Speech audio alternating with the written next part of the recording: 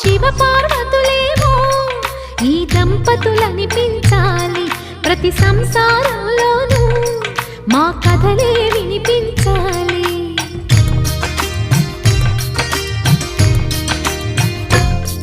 ఆ సిరిని శ్రీహరిని